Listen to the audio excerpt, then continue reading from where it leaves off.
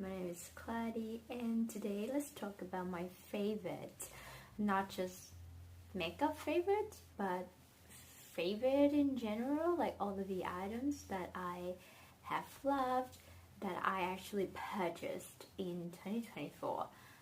So it's kind of a less interesting, less cool versions of the favorites video that you have seen. It's kind of a mid-year roundup of like favorites and regrets video that you have seen on YouTube altogether.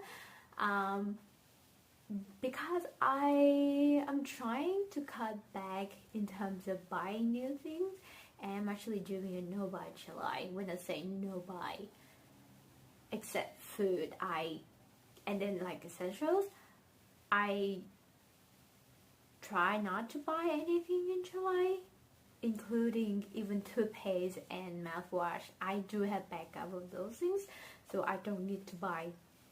When I see something on sale and I feel like I need to buy a backup, even those things. Definitely not makeup, definitely not skincare, hair care, body care, clothes. Although I right now thrift most of my clothes, but like I try to not even purchase any clothes in July. And kind of house decorations, not necessarily like decorations, but like household items, like organizer, shelves. I was thinking of buying a laundry basket, but I didn't buy any. I'll wait until August so that I can think more of like what kind of laundry basket that I would want. Yep, and books and stationery, because I have a lot of those things. Like I accumulated them throughout the years, throughout the entire time that I've been living in this apartment. It comes to the point that I don't really need to buy anything in a month except food to help me maintain the lifestyle that I'm currently living. It's like it's fascinating to think about that. So this is, like I said, a roundup of my favorite things, including some makeup that I have bought, some skincare, some fashion items. Yeah, it would be interesting to look at them together, and some I have really fond memories upon. So I just want to kind of, for one more time, cherish them. Like I still keep them in my collections, but like just add another time into my appreciation towards these items. Let's start with makeup. First of all, I have this Clionadh palette with me, and inside I have with me 4 Multichrome or Duochrome eyeshadows from the Stained Glass collection. They are just like variations of purple with like a blue and pink shift. I love that color. I'm actually wearing the shade's called Coat of Arms on my arms right now, like a floating crease liner, and I love it. It looks so cool. It has this bluish, purplish effect. So cool. And the other shades are really beautiful. And I'm so glad that I bought this shade. It's like a normal eyeshadow. It's actually a duochrome. It's called Arcana. I'm not sure if you can see the duochrome, but it has this brownish, a bit of cool tone mauve with the blue reflect. It's just so cool tone, but it's very neutral. Like I'm glad that I got it because it's so neutral. I can use it technically on day-to-day basis. Like I don't need to do this kind of like intricate creative look to use an eyeshadow like this.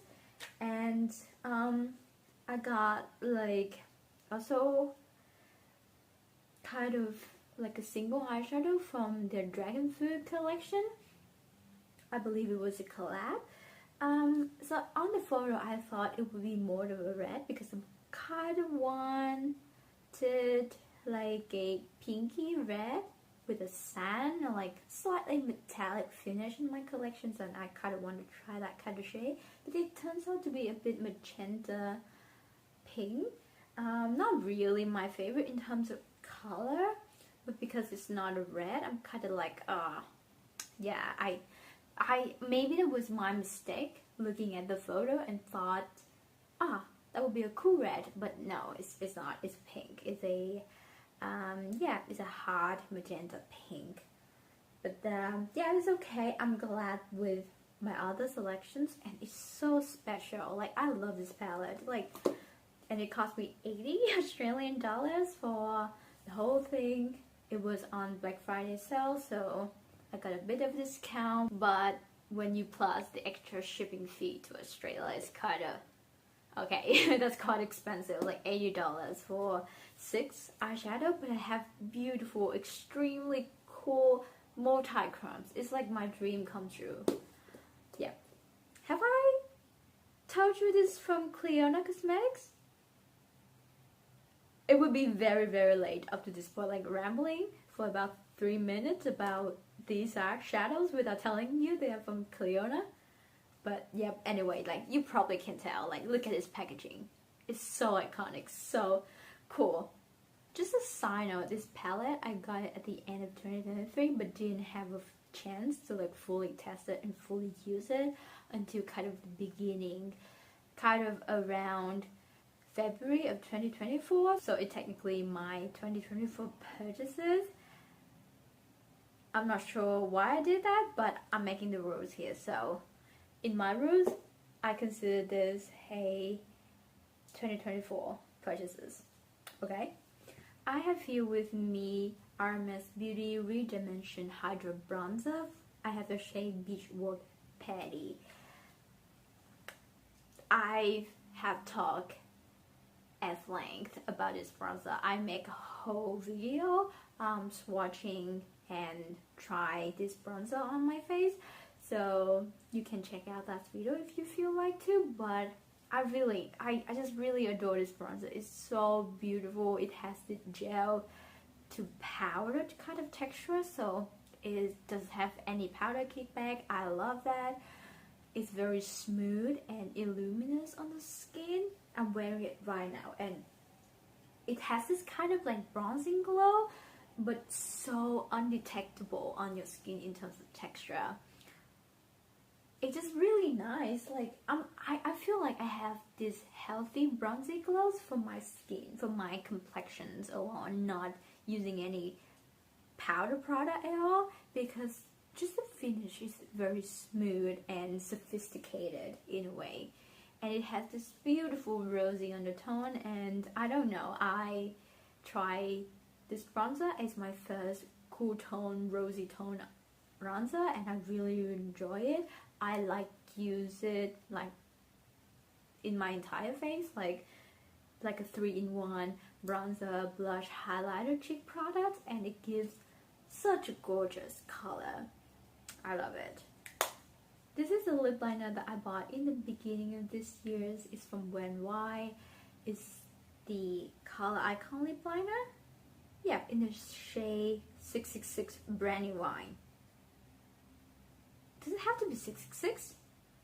Anyway, it's just cool. I'm not religious, but it's just cool that it has to be 666. Let's call it Brandy Wine.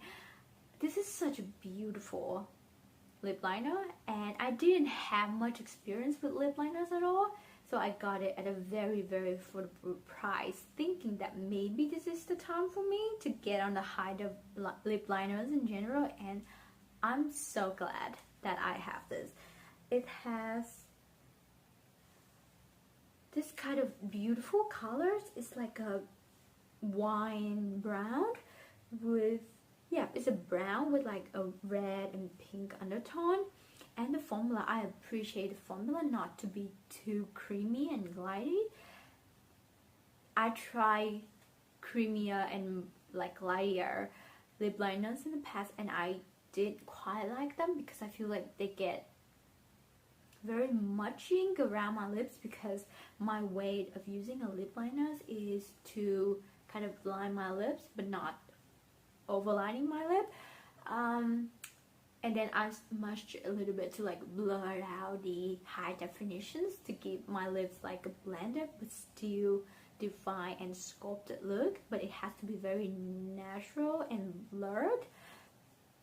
And when I try to blend other creamier lip liner, they get smudged away. It looks like I tried to get like a full filler like lips, and it's like, nah, those was not my journey. I just want my lips with like a more defined, like this shades, looking at this compared with my real lip color, it's just a bit darker. Like, I didn't know what happened. It turns out to be just a little bit darker than my true lip color. So it's kind of my lip but better situations. That's why when I blur it out, blend it out, it looks so good on my lips.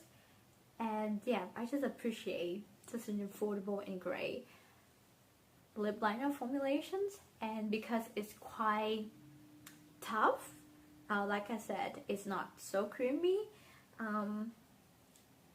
Yeah, it's quite long lasting in this way. Like, it's really hard to smudge it at this moment, so maybe it's not gonna be someone's favorite because it's quite hard and dry, but I like that, and it seems to be very long lasting on my lips as well. For this price, you cannot beat this. Like, I got it, it's already very cheap, but I got like a sale on top of that. Moving to skincare, we have the Inkey Omega Water Cream. It's a moisturizer. It's a simple moisturizer, and it gets the job done. Like, this is all I need in a moisturizer. I kind of don't like moisturizer with like active ingredients in it. It feels like, okay, so am I mixing up two ingredients that are not supposed to be used together? Right now my routine is niacinamide in the morning and 0.5% retinol at night, and I want to stick to that kind of routine. Like, I want to separate them for my morning routine and nighttime routine. I only want to use two active ingredients, so I need my moisturizer to be like neutral. And I feel like the marketing is, I wouldn't say genius. No, it's not like a flashy genius, like mind-blowing marketing at all. It's a lightweight moisturizer, and I love that about it. Like, please just be a moisturizer with like humectants or like hydrating ingredients that keep my skin look healthy and smooth. Just remove all the dry key flecks on my skin, and that's all I need. I don't need you to do anything else that my serums have already done. I don't need all of that. Just straightforward, simple, cut to the chase, an amazing, lightweight, non-sticky, non-oily, non-greasy moisturizer. I love this. The next one is a facial cleanser. It's from Roche-Posay. It's called Effaclar Gel Purifying Micro Peeling Imperfections Cleanser something.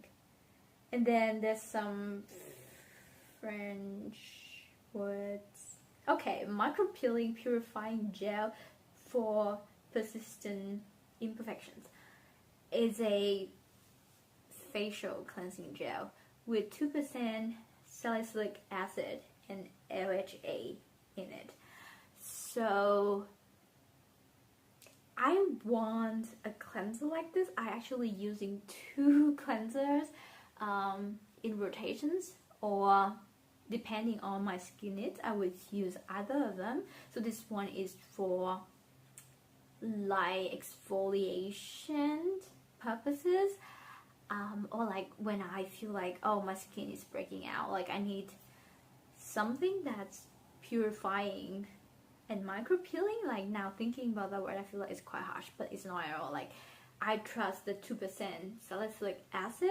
That's the reason why I got this one. I feel like it's a good kind of acid to use for exfoliations, where I feel like I have like a clogged pore situations and I want to get everything out of my pores, I would use this one. I have to admit, this is kind of a hardcore cleanser in my collection. I don't have sensitive skin to begin with, so I'm not sure if suitable. Like, look at the ingredients and the claims and the description and other ingredients in it. I feel like it's for people that are comfortable with kind of exfoliating gel cleanser, not for someone who has sensitive skin. But so far it's been so great. I've been using it for the last 2 months. Perfection, like great results from this cleanser. Like the feel after I clean my face with this is so amazing. I feel like it's like one of the best cleanser that I've ever used in my life. Like that feeling when you feel like, oh, everything is already out after like I removed my makeup, and now when it comes to my skin I need something really defective and doesn't leave any weird feeling like the sticky or like dry feeling. Like sometimes with this kind of exfoliating cleanser, I feel like sometimes it makes my skin feel very stretchy after I cleanse because there's no hydration at all. It doesn't happen with this one. It still feels pretty normal, non-hydrating at all. Like it's not what it's for, but like it doesn't have the kind of dry and crackly and harsh feeling that makes my skin even more damaged and drier than it was before. So I love it. It's beautiful. And to me, it's like in the middle of the price range that I can afford. So I don't think it's like an affordable cleanser. It's still 30-ish dollars, Australian dollars for this bottle. But I mean, it has like a huge amount on it. Maybe it's worth it. And it's gonna last me for very, very long time. Maybe a year or more than a year. So it's a great value for the price and all the quality of the product. Okay, we're actually done with the beauty category, so let's move to the fashion categories. I have here with me, this is a shopper bag from Vendula, London. I bought it during my summer vacation work. It's kind of internship in a town called Coba in like central New South Wales, like in the Australian outback. And it was a really small town. It only has a population of 4,000 people, and somehow at the local shop they have like beautiful displayments of bags like this. Like so cool. Like look at this. I'm not sure if like it's totally in the frame, but like look at this. I believe this is the Botanist studio bag, so it's a kind of Botanist shop. So there's a fox in here. Yeah, you have all the plants. You have even the street lamp here, which is so cool. Which is really, really cool. And look at the current. Look at the pearly current. There's another fox in here. What a cool designs, like the bag. And I really, really like the colors. I love purple. And I like the way that it mixed together with the green, which is my least favorite color, but somehow they go really, really well together. And I also like the size and the shape of the bag.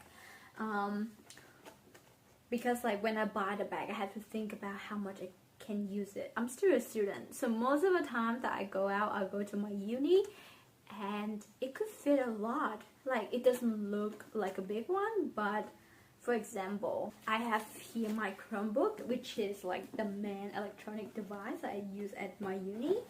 I can fit it pretty nicely in the bag, and I have like a folder like this when I keep all the papers that I take note on.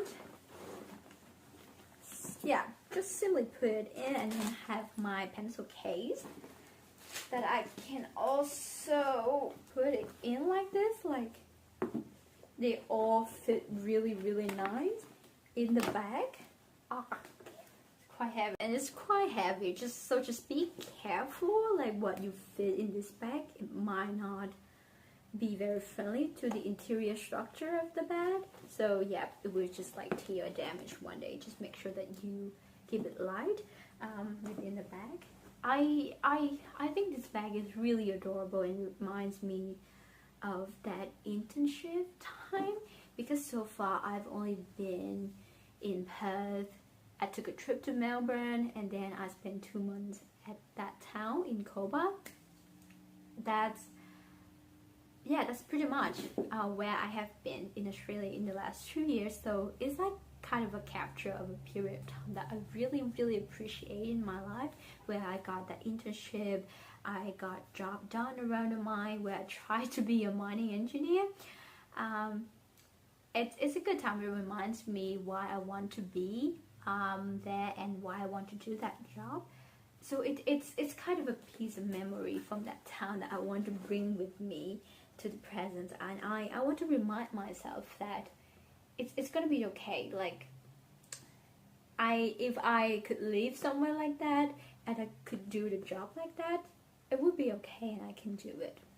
Although it's quite expensive, like I have to say, like this bag is nearly 300 Australian dollars. It's quite an expensive purchase when it comes to a bag within my budget, but I was doing the job at the mine that is being paid, so it was okay. Like, yeah, everything's paid off. The next one is this leather jacket. How can I show you? This is the leather jacket that I bought this year from ESPRIT.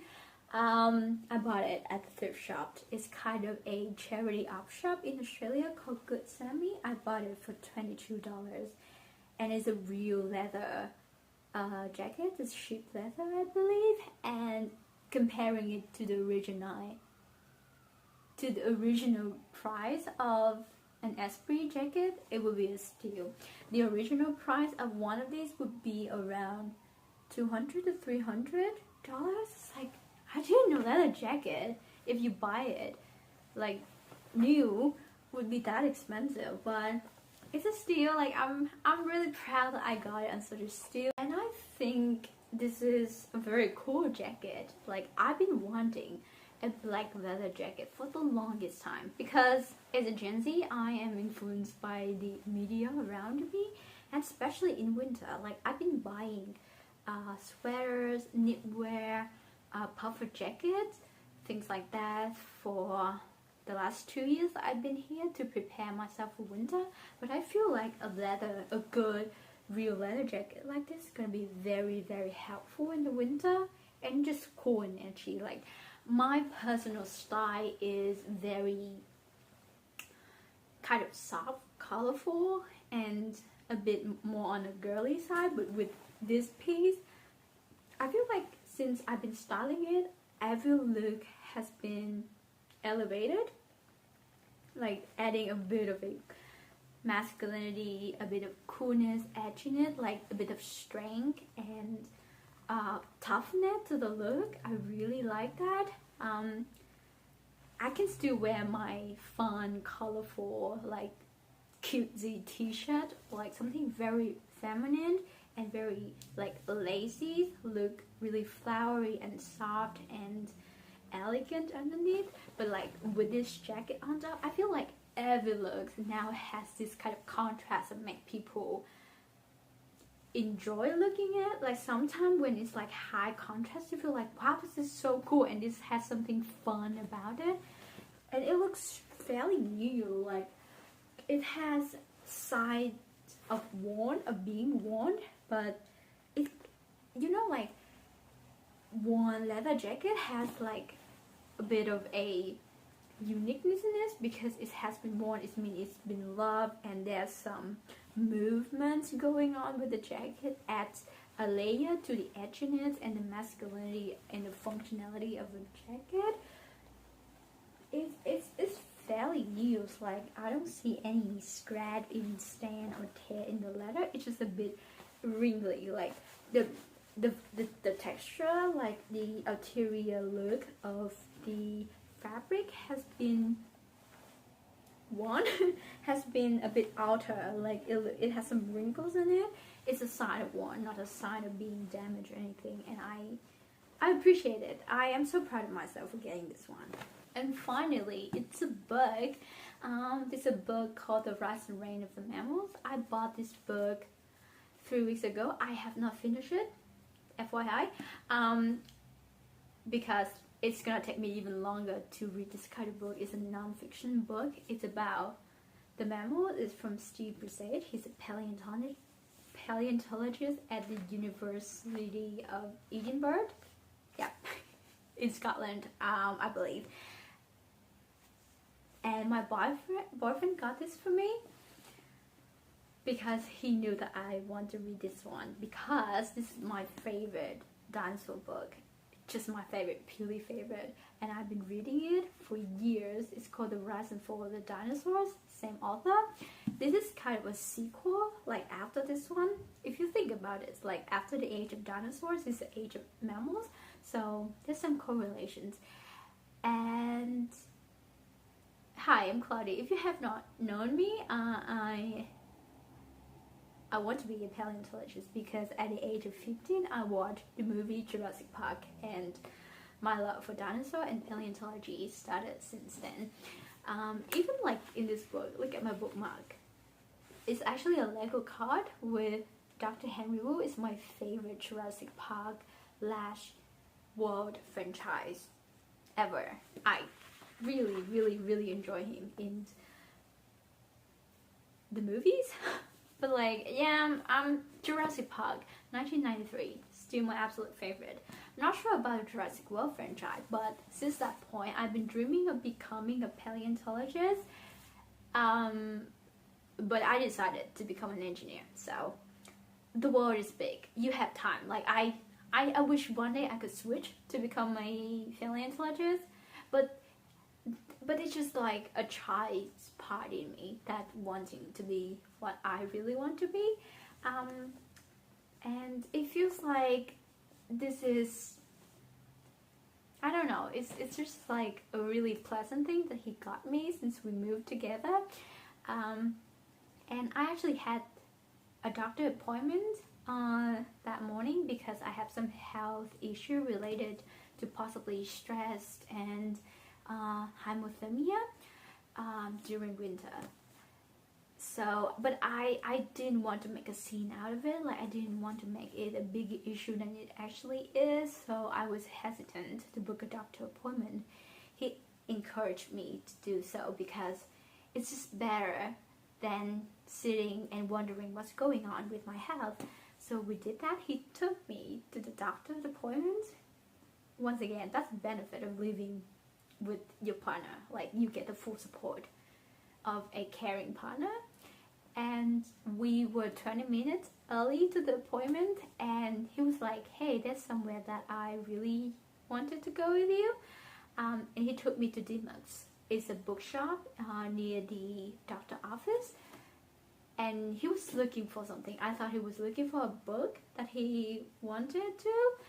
I was just like out here looking for other cutesy postcards, and then he handed me this book. I was like, I really want this book. Like last year on my birthday around November, I searched for bookstore in Australia that carried this book, but I couldn't find any. But then somehow it appeared in that bookshop, and he looked for it beforehand, and he gave it to me as a gift for the effort that I put into taking care of myself.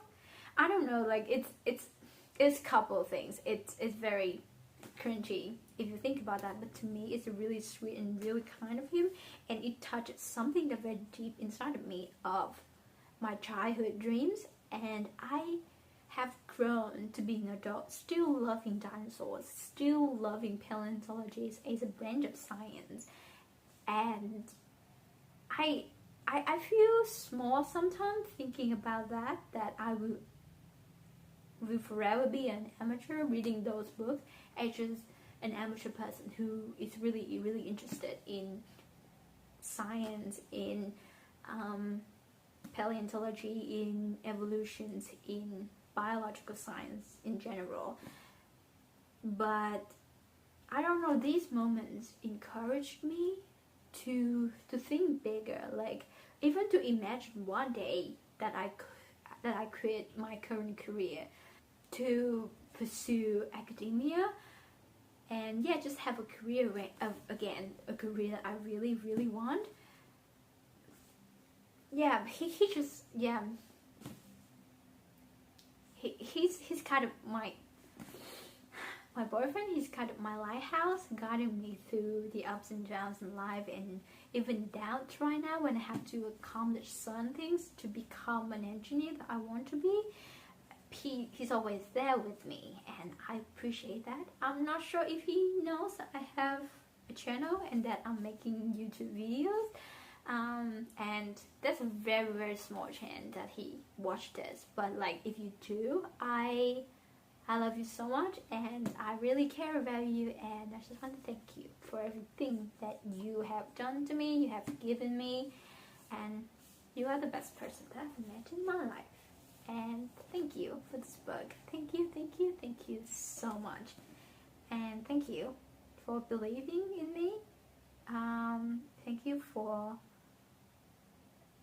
believing in me, that I can be something that's larger than myself. And you surprise me every day, and I find you very attractive.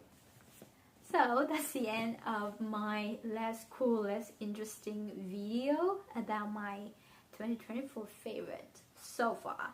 So like I said, I'm in my no buy month, and for the rest of the year I'm trying to cut back on spending money on, you know, non-essential things. And I'm not sure that I'm gonna have another favorite end of year video, but we'll see. Once again, I'm Cloudy. Hopefully we see each other again. Bye.